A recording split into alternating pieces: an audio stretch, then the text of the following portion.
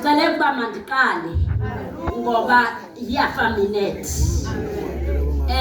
Umama uNovangeli, umama uMlungwana, andimazanga not even 3 months. Ukhawuleze wathi che elifini yam ezowudiposita imessage.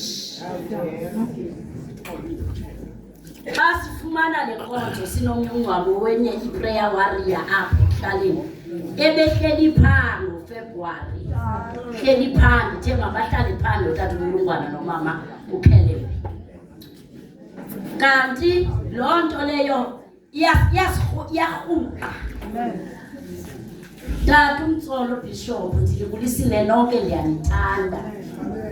Utata uMtsolo une-evidence yemithandazo yala maxhegwazana. Wakhe wasinika indawo akuye engekabi nasakhiwo kodwa selinquba. Sathi ngexesha elithile ngonyaka othile kuzawubakho isakhiwo apho. Zanobe sakhumbula na. Into umama uNovangeli andiyaleze yona. Okokuqala ndimve evele wandenyula. Engalindelanga meeting nakomiti nantoni. Wavele wathi semthandazweni nomama basegugu lethu lesiziphaluka.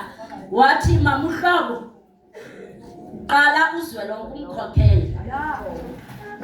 Uzwelonke besimqhelile kumama uMpondo. Ngoku usathethwa sikhokhele mama uHlobo kuzwelonke. Uyadingeka ngokungxamisekileyo uzwelonke. Uhamba ke ngexesha bayixesha belivuma belikhe ndajonga uJudges 2 verse 10 into yoba ii-generations zadlula kwashiyeka igeneration engamaziyo naloo Thixo, engazaziyo nezinto ezenzelwa ooyisemkhulu nguloo Thixo. Usishiya ngelo xesha ke umama uNovangeli, usinike iBayton ngoba ebekwi-women movement namaxhegwazana noomama uBheja bethandazela eli lizwe. Usishiya ke neBayton uthi masibaleke sithi go forward, siqhube le nto. Umoya kaThixo uyathungelana. Sithe sisawunqabelana nje for a week or 2 abazalwana khange bonwabe ndisithi ndifuna umama uNovangeli.